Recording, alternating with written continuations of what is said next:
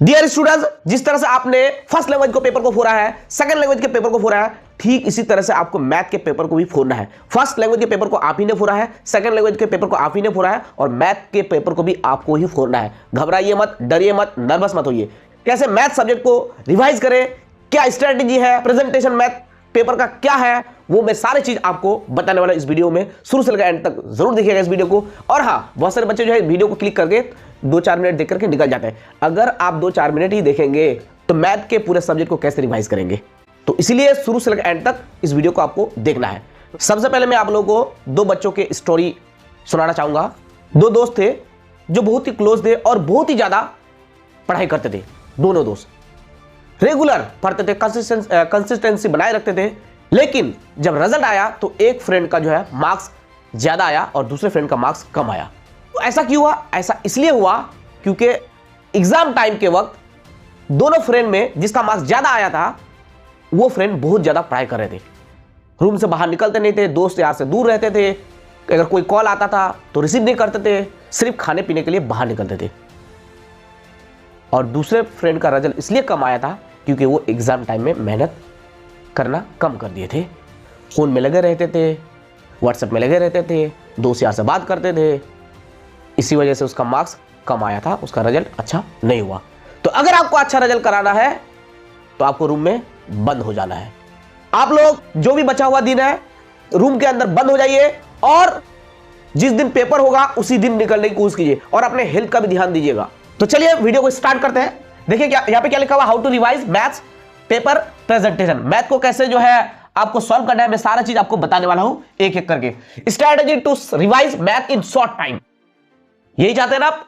जो भी बचा कुचा दिन है इन दिनों में आपको रूम में बंद हो जाना है, बाहर नहीं निकलना है, सिर्फ खाने पीने के लिए। इसके अलावा ना कोई दोस्त, ना कोई यार, ना कोई साथी, ना किसी का कॉल रिसीव करना है। किसी के भी कॉल आपको रिसीव नहीं करना है। रूम के कुंडली लगा दीजिए, बल्ब ऑन कर दीजिए और जम के पढ़ाई कीजिए जो भी बचा हुआ दिन है। तो strategy to revise math in short time. सबसे पहले बच्चे बात कर रहे हैं कि सर मैथ को रिवाइज कैसे करें, क्या रिवीजन का तरीका है? तो रिवीजन वही करेगा, रिवीजन उसी के लिए होता है जो मैथ को सही से यानी कॉन्सेप्ट को सही से पढ़ा है। अगर आप पढ़े नहीं है तो रिवाइज कैसे करेंगे? तो आपको अगर पहले से ही कॉन्सेप्ट नहीं पता है तो मैं आपको सजेस्ट करूंगा कि YouTube पे वीडियो हमारी पड़ी हुई है, उनको आप देखिए, सर्च कीजिएगा। जैसे मान लेते हैं क्वाड्रेटिक इक्वेशन, तो quadratic equation by 8 hour classes, आपको सारे चैप्टर्स के कॉन्सेप्ट मिल जाएंगे। अगर आप भूल गए हैं तो सबको भूलने की आदत है और आप भी शायद भूले होंगे, तो आपको क्या करना है, सभी चैप्टर्स के कॉन्सेप्ट को जानना है। उसको जानने के लिए क्या करना है, अगर आप भूल गए हैं तो उसको जानने के लिए YouTube पे हमारी वीडियोस है, उसको आप देख सकते हैं। ऑलमोस्ट सभी चैप्टर की वीडियोस है और सर्च करते वक्त बाय 8 आवर क्लासेस लिख दीजिएगा, आपको सारे वीडियोस मिल जाएंगे। तो ये काम तो हो गया कि रिवीजन कैसे करना है। तो रिवीजन उसके लिए होता है जिसको कॉन्सेप्ट आता है, और जिसको कॉन्सेप्ट नहीं आता है उसको पहले कॉन्सेप्ट जानना पड़ेगा। अब पूरे सिलेबस जो है उसको डिवाइड करना है। देखिए यहां पर क्या लिखे है, divide math syllabus into 2 parts, 2 part से भाग करना है, एक इजी और दूसरा टफ। पहले आपको कौन सा वाला जो है रिवाइज करना है, इजी वाला पार्ट को रिवाइज करना है। इससे क्या मिलेगा, आपको मोटिवेशन मिलेगा, एनर्जी मिलेगी, आपको जज्बा आएगा।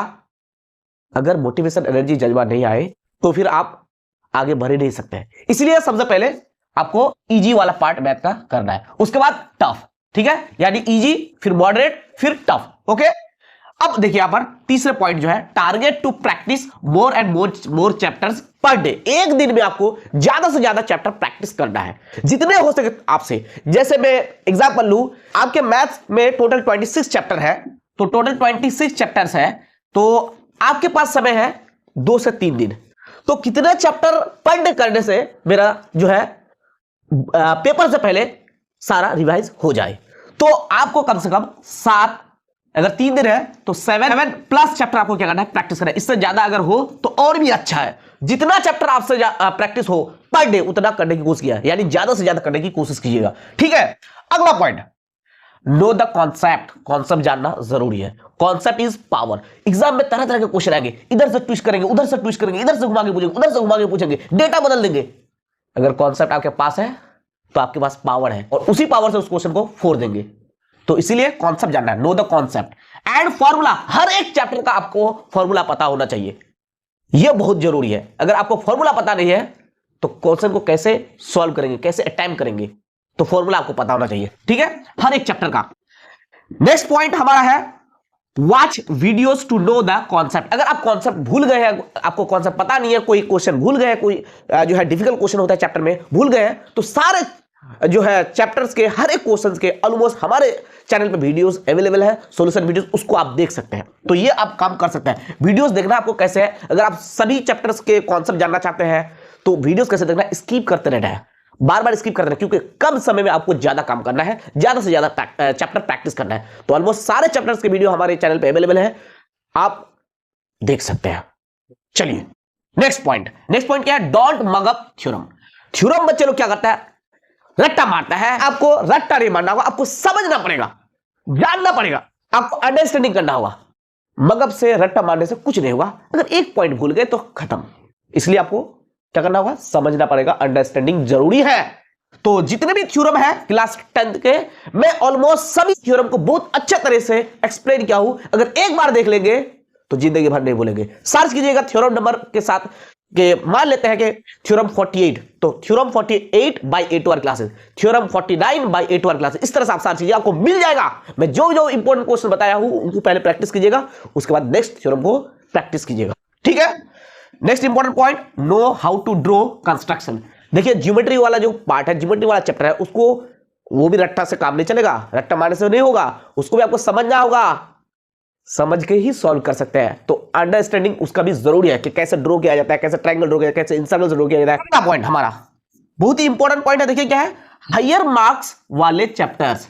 आपको ध्यान देना है कि किन किन चैप्टर्स में मार्क्स ज्यादा है। जैसे स्टैटिस्टिक्स की बात किया जाए अगर क्लास 10 के, तो उसमें मार्क्स ज्यादा है, बहुत ज्यादा मार्क्स है, 13 नंबर उसी चैप्टर पे है 13 नंबर उसी चैप्टर से आपके 90 में पूछा जाएगा, यानी 13 मार्क्स होगा उस चैप्टर से। तो हायर मार्क्स वाले चैप्टर पे आपको ध्यान देना, उसके कॉन्सेप्ट जानना, उसके फॉर्मूला जानना, ए टू जेड उसका जानने की कोशिश करना है। अगर भूल गया है तो 8 आवर क्लासेस आपका साथ है, टेंशन नहीं है।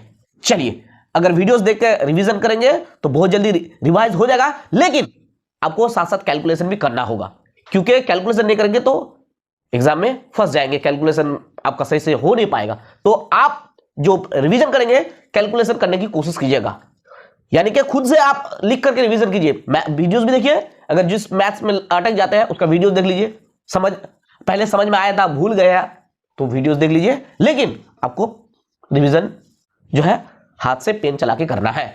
क्लियर? और एक इंपॉर्टेंट पॉइंट, हर एक चैप्टर का एप्लीकेशन है, एप्लीकेशन पर भी ध्यान दीजिएगा। एप्लीकेशन से भी बहुत बार क्वेश्चन पूछा गया है, आता है, एप्लीकेशन भी आपको प्रैक्टिस करना है। चलिए आगे चलते हैं। अब पेपर प्रेजेंटेशन के, मान लेते हैं आप एग्जाम हॉल में हैं, अब पेपर को कैसे सॉल्व करेंगे आइए बताते हैं। सबसे पहले आपको क्या करना है, क्वेश्चन पेपर को जो है देखना है कि फटा उटा तो नहीं है, पेपर सही है ना। वैसे पेपर आप सही ही होगा, लेकिन फिर भी आप चेक कर लीजिएगा कि पेपर ठीक है ना। अगर फटा वगैरह है तो उसको रिटर्न कर देना है, इन्विजिलेटर को बोलना है, या फिर पेज नंबर देख लीजिएगा कि पेज नंबर 1 2 3 4 5 6 इस तरह से है तो हाँ तो ठीक है, नहीं है तो आपको इन्विजिलेटर को बोलना है, उसको रिटर्न करा देना, ठीक है। नेक्स्ट काम आपका क्या है, जो आंसर शीट देंगे, पेपर तो आपको पहले 15 मिनट पहले एकदम अच्छी तरह से पढ़ लेना है। जो जो क्वेश्चन आपसे होगा उसको मार्क कर देना, उसको मार्क कर देना, उसको मार्क कर देना, उसको मार्क कर देना, उसको मार्क कर देना। जो नहीं होगा उसको छोड़ देना है, या फिर आप 2-3 तरह के मार्क यूज करते हैं। जो होगा उसको ऐसे लगाइए मार्क, जो हल्का होगा उसको इस तरह से लगाइए, और जो और भी जो है आप सही से सॉल्व नहीं कर सकते लेकिन थोड़ा थोड़ा होगा उसको आप इस तरह से मार्क लगा दीजिए, ठीक है। तो आप मार्क लगाइएगा, क्वेश्चन जो है 15 मिनट में आपको रीड आउट कर लेना। जो क्वेश्चन आपको समझ में नहीं आए 2 बार पढ़िएगा, लेकिन टाइम मैनेजमेंट बताऊंगा उसके बारे में, ठीक है। चलिए अब मार्जिन, जो आपको आंसर शीट दिया जाएगा, मार्जिन जरूरी है।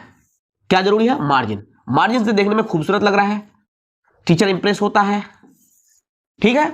और यहां पर एक होल होता है पेपर बांधने के लिए, तो अगर नंबर यहां लिखेंगे तो वो दिखेगा नहीं, इसी वजह से आपको मार्जिन देना जरूरी है। यहां पर आप जो है क्वेश्चन नंबर बैठाइएगा और उसका सॉल्यूशन आपको करना है, ठीक। तो मार्जिन जरूरी है, और टीचर जब कॉपी चेक करेंगे तो वो मार्क्स यहां पर लिखता है कितना मार्क्स आपको मिला, ठीक है। चलिए, और आप जो है एग्जाम जो देंगे, आंसर शीट में लिखा रहेगा कि answer will be written in which language, तो आप इंग्लिश में ही लिखेंगे मुझे उम्मीद है, तो इंग्लिश वहां पर लिखिएगा, उर्दू में तो आप लिखेंगे नहीं, हिंदी वाले बच्चे, हिंदी मीडियम वाले बच्चे हिंदी में लिख सकते हैं तो हिंदी लिखिएगा, ठीक है। नेक्स्ट इंपॉर्टेंट पॉइंट हमारा, राइट एवरी फॉर्मूला। जो भी क्वेश्चन आए उसके अगर फॉर्मूला है, फॉर्मूला से बन रहा है तो फॉर्मूला को लिखिएगा, बगैर फॉर्मूला लिखिए आप डायरेक्ट जो है उसके वैल्यू पुट नहीं कीजिएगा, क्योंकि टीचर जो है, जो एग्जामिनर जो है, जो चेक करेंगे एक बच्चा की तरह होगा, उसको सारी चीज मतलब बताना होगा कि ऐसे ऐसे ऐसे ऐसे आंसर तक। जो भी आंसर होगा, आंसर को क्या कीजिएगा, आंसर को बॉक्स में जो है फिल किया, आंसर को बॉक्स में जो है हाईलाइट कर दीजिएगा। जैसे कि मान लिया आ गया x बराबर 3, तो इसको क्या कीजिएगा, इसको बॉक्स में हाईलाइट कर दिया इस तरह से, अब लिखिएगा आंसर। क्लियर है क्या? इस तरह से आपको दिखाना है, इसको हाईलाइट करना है। बहुत सारे टीचर्स क्या करता है, बोलिए क्या करता है, चेक करते वक्त जो है सिर्फ आंसर देखता है कि आंसर, इतने सारे कॉपीज चेक करना पड़ता है तो उसका जो है समझ में आ रहा है ना, इतना प्रेशर पड़ता है उसके ऊपर, तो लास्ट में क्या करता है, सिर्फ आंसर देख करके मार्क्स दे देता है। तो आंसर को आप हाईलाइट कर दीजिएगा एकदम, समझ में आ गया। चलिए इसके बाद डायग्राम बनाओ। देखिए जो भी क्वेश्चन हो अगर उसमें डायग्राम होता है, डायग्राम उसमें आएगा तो डायग्राम आपको बनाना है, इससे आपको मार्क्स मिलेगा, टीचर इंप्रेस होगा और आपके जो है सोचेगा कि हाँ स्टूडेंट वाकई में टैलेंटेड है, ठीक है। तो डायग्राम बनाना है, ठीक है, इससे मार्क्स आपको ज्यादा मिलेगा, ठीक है। इसके बाद यानी मार्क्स आपका काटा नहीं जाएगा। इसके बाद एंगल को डिफाइन कीजिए। जैसे मान लें कि एक ट्रायंगल है तो यहां पर ये एंगल को हम ए नाम रखें, तो लेट एंगल ए, इस तरह से आपको जो है एंगल को डिफाइन करना है। Next important point time management. हर एक बच्चों का ये प्रॉब्लम रहा है कि सर मैथ्स के पेपर में टाइम मैनेज नहीं हो पाया, और थोड़ा टाइम देने से अच्छा था। टाइम जो बोर्ड की तरफ से दिया गया उतना ही मिलेगा बाबू, उससे ज्यादा नहीं मिलेगा। तो टाइम मैनेजमेंट आपको करना होगा। कैसे करना होगा, जो क्वेश्चंस आपसे सॉल्व नहीं होगा, आंसर नहीं निकल रहा है, उसको छोड़ देना है, उसको बार बार उसी क्वेश्चन को लेकर पकड़ के नहीं रहना है। मेरे साथ ऐसा खुद हुआ है, तो इसीलिए आपको क्या करना है, जो क्वेश्चन आपसे नहीं होगा उसको छोड़ देना है, और क्वेश्चन पढ़ने के लिए जो 15 मिनट दिया जाता है उसमें आपको सोच लेना है कि क्या क्या क्वेश्चन मुझे अटेम्प्ट करना है पहले, समझ गए। और क्वेश्चन आप सॉल्व करने की कोशिश कीजिएगा, पहले एमसीक्यूज, उसके बाद एसक्यूज, सीक्वेंस में जाइएगा, ऑर्डर मेंटेन कीजिएगा, उसके बाद लॉन्ग सम, ठीक है। लेकिन एमसीक्यूज पहले करिएगा ही आप, ये सब आपको करना ही है, ठीक है। और जिसमें ज्यादा मार्क्स है उसको भी कर सकते हैं, लेकिन एमसीक्यूज पहले कीजिएगा, ठीक है। जैसे कि थ्योरम को पहले कर सकते हैं, ज्योमेट्री को भी कर सकते हैं, ठीक है। चलिए इसके बाद दोस्त से दूर रहो। एग्जाम हॉल में दोस्त वोस्त नहीं, किसी से कोई मतलब नहीं, खुद से मतलब है, सेल्फिश बनना है, ये सबसे दूर रहना है, दोस्त वगैरह से, ठीक है। आप बनाए, आप सॉल्व किए, वो वाला क्वेश्चन सॉल्व, ये सब बात आप लोगों को नहीं करना है, किसी से कोई मतलब नहीं, आपको आपका पेपर सॉल्व करना है, वो अपना पेपर सॉल्व कर रहा है, समझ गए, ठीक है। इससे टाइम वेस्ट होगा, टाइम मैनेजमेंट सही से नहीं होगा, ठीक है। और टाइम इस तरह से चला जाएगा, यूं चला जाएगा कि आपको पता ही नहीं चलेगा, और जो क्वेश्चन रॉन्ग हो जाता है उसको छोड़ दीजिएगा, तो टाइम यूं चला जाएगा एकदम, बोलिएगा कि इतने जल्दी टाइम खत्म है ना। चलिए नेक्स्ट जो इंपॉर्टेंट पॉइंट है, leave the question if answer not come. अगर आंसर नहीं आता तो उस क्वेश्चन को छोड़ देना है, ये मैंने पहले ही बोल दिया आपको। चलिए next important point, rough work. बच्चे लोग क्या करता है, जहां पर क्वेश्चन सॉल्व करा वहीं पर इधर उधर लिख करके जो है आंसर निकालता है, नहीं, उसके लिए एक स्पेशल पेज जो है आपको रफ बनाना है, वहां पर लिख देना है रफ वर्क, ठीक है। रफ वर्क लिख दीजिएगा पेज पे, टीचर देख के समझ जाएगा, जो एग्जामिनर होगा चेक करेगा वो समझ जाएगा कि हाँ ये रफ वर्क है, तो आपको एक पेज में रफ वर्क जो है करना है, ठीक है। कोई भी पेज आप सेलेक्ट कर सकते हैं रफ वर्क के लिए, लेकिन फ्रंट पेज नहीं कीजिएगा, पीछे क्या आता है ज्यादातर, तो पीछे आप कर सकते हैं। Next important point, try to cover answer in same page. Same page में मतलब एक ही पेज में जो है आंसर करने की कोशिश किया ज्यादातर, सेम पेज में। जैसे यहां से मैं सॉल्व कर रहा हूं एक क्वेश्चन को, ठीक है, एक क्वेश्चन को सॉल्व कर रहा हूं यहां पर, ठीक है, यहां पर मैं सॉल्व कर रहा हूं, ठीक है। तो यहां पर मैं सॉल्व जो कर रहा हूं, तो इस क्वेश्चन को इसी पेज में कवर करने की कोशिश किया, दूसरे पेज में जैसे ना जाए, ठीक है। अगर देखिए अगर ऐसा हो सकता है दूसरे पेज में जाना ही पड़े, तो यहां पर क्या लिख दीजिएगा, पीटीओ। लेकिन हर एक पेज में आपको पीटीओ लिखना जरूरी नहीं है, ठीक है। किस पेज में पीटीओ लिखना है, मान लिया कि ये जो आंसर शीट है, इस पेज से मुझे इधर जाना है, तो तब इस पेज पे क्या लिखना है, पीटीओ। लेकिन यहां पर हमको पीटीओ नहीं लिखना है, इसलिए नहीं लिखना है क्योंकि इस पेज से इस पेज तो हम लोग ऐसे देख पाते हैं, ऐसे आ जाता है, हमको पेज पलटना नहीं पड़ता है। पीटीओ का मतलब होता है प्लीज टर्न ओवर, तो यहां पर पीटीओ नहीं लिखेंगे, हर एक पेज में पीटीओ लिखना जरूरी नहीं है, नहीं तो आपको समझ जाएगा जो एग्जामिनर है कि बच्चे जो है किस लेवल का है। नेक्स्ट इंपॉर्टेंट पॉइंट है geometry in one page. Geometry को आपको एक पेज में करना है, पेपर के कंजूसी करना नहीं है। पेपर आपको जो है मिलेगा, जितना चाहे लूज आप ले सकते हैं अपने रिक्वायरमेंट के हिसाब से। तो आपको जो है ज्योमेट्री का क्वेश्चन जो है एक ही पेज में करना है, और आपको थोड़ा सा समझ के करना है। मेजरमेंट लेकर के हाथ से करेंगे तो इधर ज्यादा जगह लेगा, या ऊपर ज्यादा लेगा, या नीचे लेगा, या लेफ्ट साइड में लेगा, आपको ध्यान देना है। देखा गया कि ज्योमेट्री कर रहा है, करते करते देख रहा है कि पेज में इधर जगह नहीं है, फिर उसको मिटाना पड़ेगा। इससे क्या होगा, टाइम वेस्ट होगा, टाइम मैनेजमेंट सही से नहीं होगा। ठीक है, तो आप जब ज्योमेट्री का क्वेश्चन सॉल्व कीजिएगा थोड़ा सोच के कीजिएगा कि मुझे किधर ज्यादा जगह छोड़ना है, किधर कम जगह छोड़ना है। ऐसा नहीं होना चाहिए कि उसको मिटाना पड़े। इसके बाद next important point, theorem in one page with diagram. बहुत सारे बच्चे क्या करते हैं, थ्योरम तो जो उसको जो है सॉल्व करता है लेकिन डायग्राम बनाना भूल जाता है, या डायग्राम बनाता नहीं, वो सोचता है कि डायग्राम नहीं बनाने से भी हो जाएगा। नहीं, डायग्राम का भी मार्क्स मिलता है। सुन लीजिए अच्छी तरह से, डायग्राम का भी मार्क्स मिलता है। इसलिए आपको थ्योरम को जो है डायग्राम के साथ आपको क्या करना है, प्रूव करना है। ओके, तो फिर से मैं एक बार बोलता हूं, टाइम मैनेजमेंट आपको अच्छी तरह से करना है। ऐसा नहीं होना चाहिए कि पेपर सॉल्व होने से पहले ही टाइम खत्म हो गया। अब जाओ मेरे शेर, रूम में बंद हो जाओ और मैथ के पेपर की खूब जम के तैयारी करो, और जब कंप्लीट हो जाएंगे सैंपल क्वेश्चन पेपर सॉल्व करो। All the best.